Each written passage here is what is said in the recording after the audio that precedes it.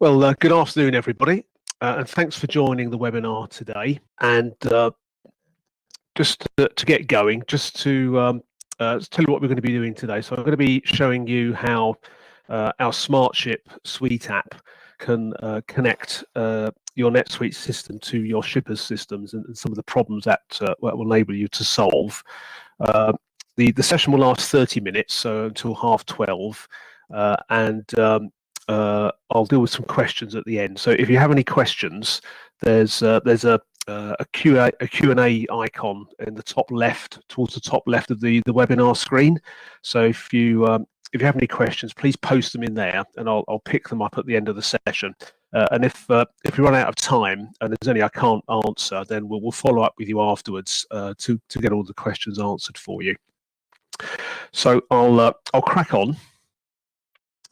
And I'm sorry, just to firstly introduce myself. My name's Neil Rose, and I'm a product consultant here at BlueBridge One, and I work on our suite apps, of which SmartShip is one.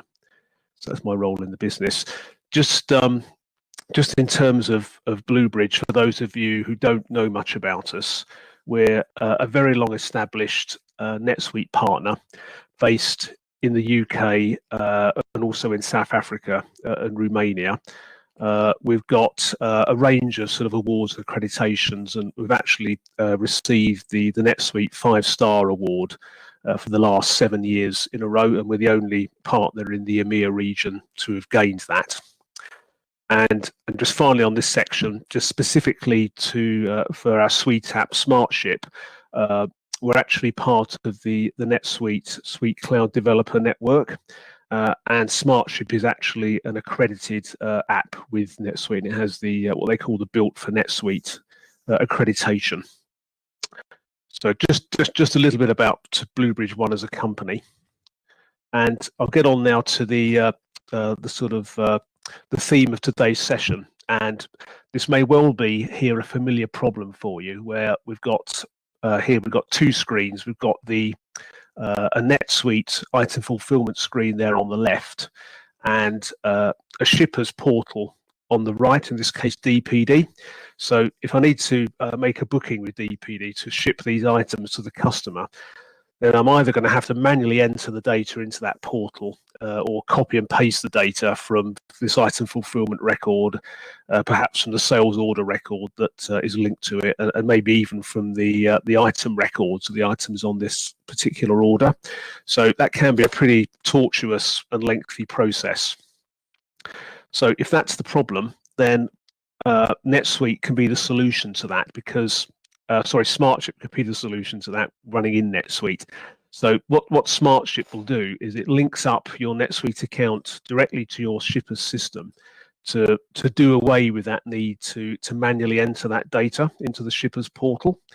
It will also print labels and any forms that you need print at the same time, just with a click of the button. So that could be things like delivery notes or packing slips or invoices, things of that kind. It also saves tracking data from the shipper directly into the records in NetSuite, or things like the item fulfillment record. So you have that data very easily to hand, and that ability to check where things are with the shipper. It will also handle customs clearance. So if you're exporting and all that additional data that's required for exporting, so things like commodity codes, countries of manufacture, item weights, that can all be handled for you automatically. It works with all the major carriers in the UK and Europe, and by using it, you'll be able to save time, money, and eliminate those errors that can creep in if you're having to do that data entry from NetSuite into a shipper's system manually. So, just a little bit about SmartShip itself.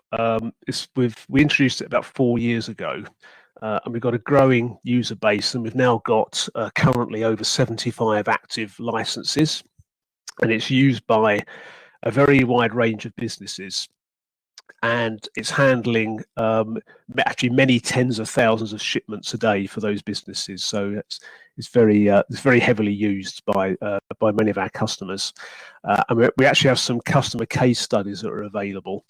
So just 3 there that we've listed of customers we work with. So if you'd like to see any of those, please let us know. Either send us an email, and I'll give you the contact details at the end, or just drop a question in the QA panel, and we'll send those case studies over to you, so you can see how those companies are using SmartShip.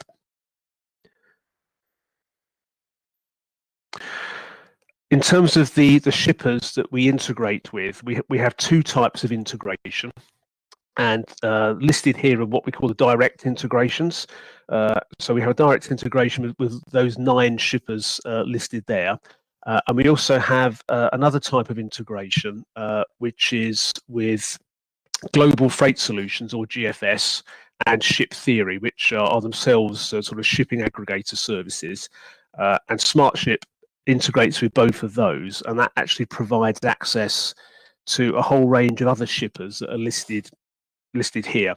So some familiar names there, like Hermes, Royal Mail, Parcel Force, Yodel. So there's a very wide range of shippers that are available. Again, we can share this list with you. So again, if you'd like to see this list, again, then please drop a note in the QA section, and we'll make sure you get that. And also, if you'd like to see these slides, we can share those with you. So just in terms of the benefits, again, going back to that sort of initial scenario I described at the start, where you've got NetSuite and a shipper's system, and you've got to somehow get data from one into the other. If you're having to do that manually, we think on average that's going to take you about 3 minutes. I think that actually could be considerably more than that if you've got a complicated export shipment where lots of item data is required.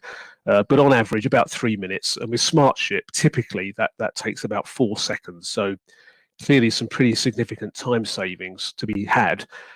And there, so as we say there, so if you're doing 40 packages a day, that's going to be around 68 days a year. So that can be that can free up time for your people to work on other areas in your business. It may enable you just to ship more items to your customers each day, or it could be a real staff saving cost. So some good savings there. Also, obviously, by not having to double enter data, that risk of errors is removed. It prints all the shipping documents you need, the labels, and if you do need to print any export documents, it will handle all of that. But it does support paperless exporting, and actually most of our customers go down that route. So there's actually no need to print out hard copies of things like commercial invoices, because that's all handled by SmartShip in the background. It also provides some shipping rules that you can set to automate the selection of the carrier and the service. So if you've got multiple shipping carriers with multiple services, then the rules can be set up to drive the selection of that. So you're not having to sort of manually select one for each shipment. So again, that can really help drive efficiency. And as I mentioned before, it captures the tracking information directly in NetSuite, so that's very easy to get hold of. So those are some of the benefits. And just in terms of compatibility, it works with RF Smart if you're using that in your business, also with NetSuite WMS, and it'll work quite happily in a NetSuite One World account as well as a standard NetSuite account. So just a little bit there on compatibility issues. So I'll now actually show you what it does. So I'm just going to step out of the slides for a moment, and I'll go into a NetSuite test account. So I've got a sales order I created earlier this morning, so I'll just call up. These test accounts that NetSuite give us, the response times on these are generally pretty slow. So please just bear with me if some of these screens take a little while to load. That's just the nature of these kind of accounts that NetSuite give us. So we've got a pretty sort of basic sales order here. We've got 3 items we're sending with, actually 5 items in total, and it's going to an address in the UK. So again, pretty basic sales order. So I'm going to fulfill this sales order now, and And this really is the process if you're dealing with orders sort of one at a time in your dispatch area. So it's brought up the item fulfillment screen. So again, this is a relatively standard fulfillment screen, apart from this button here. So this is added in by the SmartShip bundle. So when you buy SmartShip, we deliver it to you via a bundle, and when you've installed it, that button will be added to your item fulfillment forms. The rest of it is pretty standard functionality. And if I go to the shipping tab, I've now got some other fields again that the SmartShip bundle has added in, and so I've got the address here, and I can see actually this is set up to ship with APC. So that's the specific APC service for this this fulfillment, and these services are linked to the NetSuite shipping items. So in this case, I've created a NetSuite shipping item called SmartShip Test, and I've linked a number of different services to it for testing purposes, just to show you what it can do. So I've got here the weight, and that weight is derived from the weight of the individual items on this fulfillment. So it's from the item records and a package count. So if either of these are wrong, they can be edited at this stage. And let's say I was going to change the package count to 2. So it's going to go in 2 boxes. You can see it's now actually changed the shipper to DPD, and it's actually selected a DPD service. So that's happened because of the shipping rules that I've set up, and I'll show you those in a moment, so you can see the kind of things you can do in those shipping rules. But I'll change that back to 1 again, just for this example. So I'm happy with that now. So I'm now just going to click the Save and SmartShip button. So this is now going to book this shipment on with APC. So again, not having to do that manual data entry, and it's going to generate the label. And I'm actually going to have the label appear on the screen so you can see it. In normal operation, the label would come straight out onto your label printer with no manual intervention required. And so there's the label, and I've also got this one to print a packing slip as well. Again, that packing slip in normal operation, that would just come straight out onto your form printer. So and there, just back there's the label. So there's the fulfillment. So if I now go back to the shipping tab, we can see I've now got a tracking link as well. So it's pulled that tracking link in from APC and saved it both on this item fulfillment record and actually also on the sales order. So it's also on there. So again, if you're getting inquiries from customers quoting, say, a sales order or fulfillment number, it's very easy to get to this data, and that will take you straight to the APC tracking site. So there won't be any data on here yet, because this won't get registered until APC actually scan the barcode on the label. So there's nothing there yet, but that's how that part of it works. So that's the process to use SmartShip for doing sort of individual shipments one at a time. There's also the ability to, just before I come on to the next bit, you can actually cancel this shipment as well. So some of our shippers provide the ability to cancel a shipment directly from NetSuite, and actually APC is one of them. So I can click that button there, and that will now cancel the booking with APC, and actually it'll remove this tracking data from this record. So I can now book this on, say, with a different carrier. Maybe the order's been cancelled and I just need to pull it, or maybe there's an error and I need to make a change to it. So that's now removed that tracking data there. So I'll now go on to the other method of using SmartShip, and that's to do a batch of transactions in one go. So on the in our menu here, we have a SmartShip section, and we've got this one here called Process SmartShip Shipments. So we've got 2 sections to this screen. There's a set of filters up here, which I can set on things like the shipping service, for example, the location I'm shipping from, dates. I could even go down to a specific customer potentially. You can also add in filters here. So if you have custom fields that you might want to filter a list of orders, then that can be added in. And really use these filters either to expand or contract this list down here. So we've got a list of fulfillments that are ready to go, ready to be booked on with the shipper, and the labels produced. And if I was happy with that list, again, I could see again who the customer is, The shipping service, again, that could be changed here. The package count and the weight. So again, those can be edited at this level in the same way they can on an item fulfillment. So if I was happy with that, I'll just click Mark All, and then process all of these in one go. But I won't do them all because it does take a little while. So I'll just uncheck that, and I'll just do the bottom two just to show you what it does. So I'll check these two here.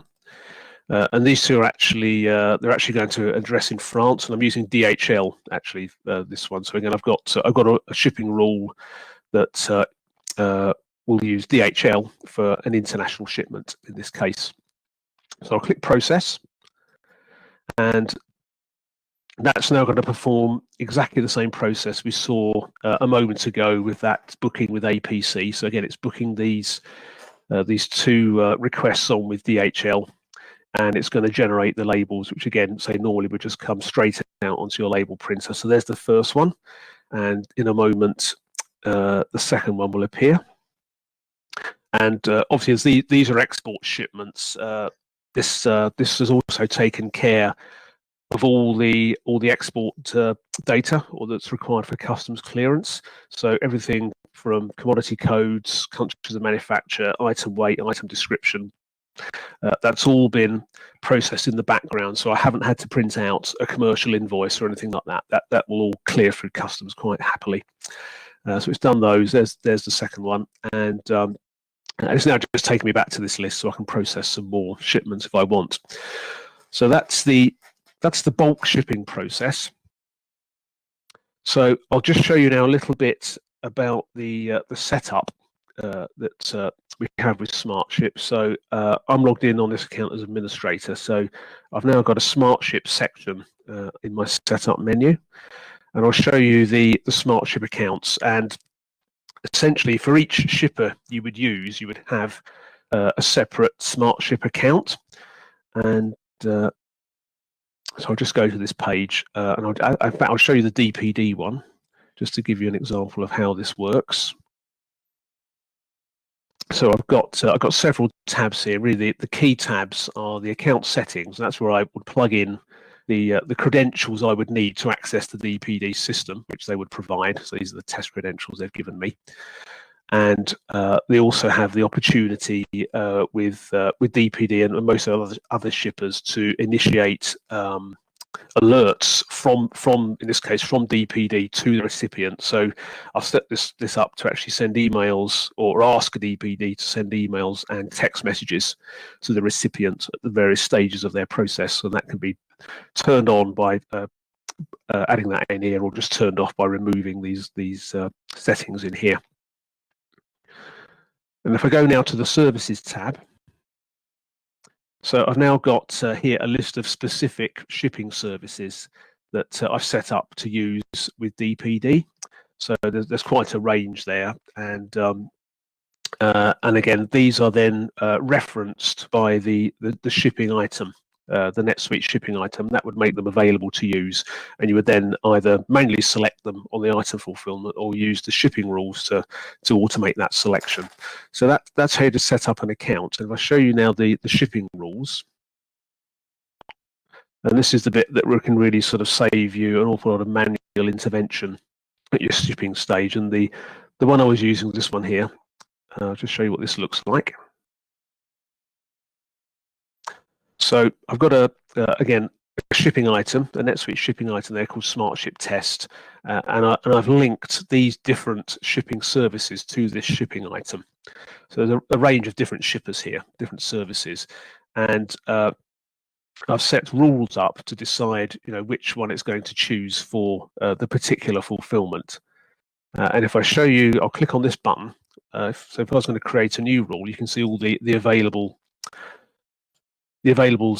scenarios you can use to create these rules. So we've got firstly the shipping destination. So again, it may be that the rule is as simple as you want to use one service for a UK shipment, so you just put UK in there, and then another service for shipments outside the UK. So you just use one rule that has UK in there and another one that has UK, and you check that box to exclude the UK. So that's probably the simplest version. but you can also go down to state and county level and also to postcode level. So there's a rule actually I have set up on this this system for shipments to Northern Ireland, where it's using the postcode that begins BT.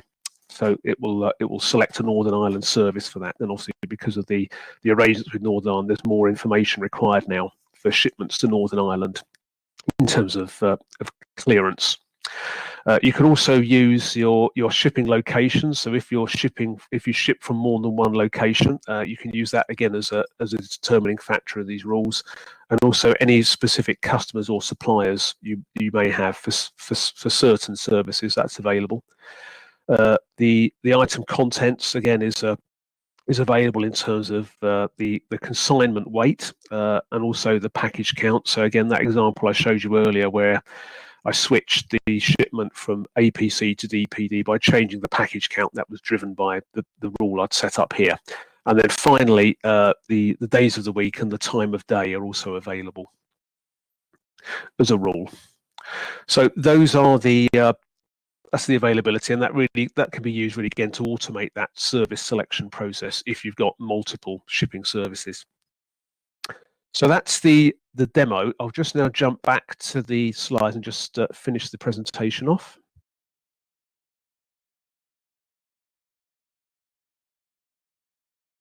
So in terms of the costs, the license cost is $899 per shipper per year.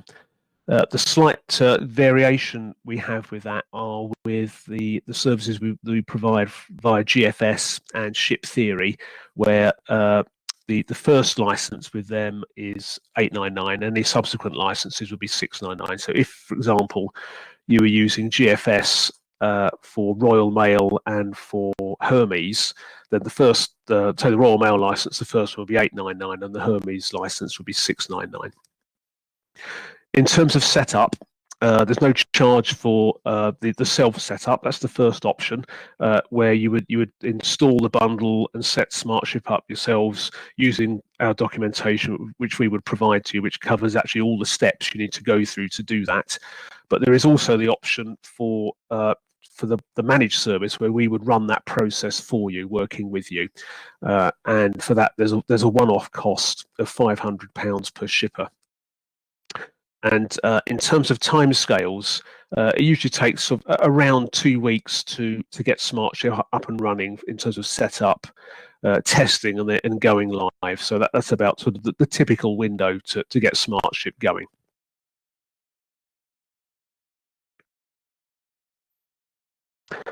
So in terms of the return on that investment, again, I mentioned earlier on about the potential savings that can be had. So I've just got we've got a return on investment calculator here, and I've just done a scenario with 2 shippers, with DPD and DHL. So this customer is using DPD for the UK and DHL for international. They're doing 40 shipments a day with DPD, and the labour cost of those people who are having to do that manual data entry into the portal is £10 an hour, and that when you take into account the SmartShip license cost, that's a saving of just over £4,000 per year. With DHL, a slightly lower number of shipments, but still £1,600 saving. So overall, a saving of 102 days and almost £6,000. So if you'd like us to calculate this for your business, please let us know. So again, either drop a question in the QA panel, or contact us, and we'll go through this process with you. So that's the return on investment, and then just to wrap up before we finish. So we've looked at how we'd link NetSuite to your shipper's system by using SmartShip. I've shown you the label and form printing processes, which you can just make happen at the click of a button. We've seen the tracking data. We've looked at the customs clearance element that's all taken care of for you in the background, and fundamentally you can remove that need to double enter data.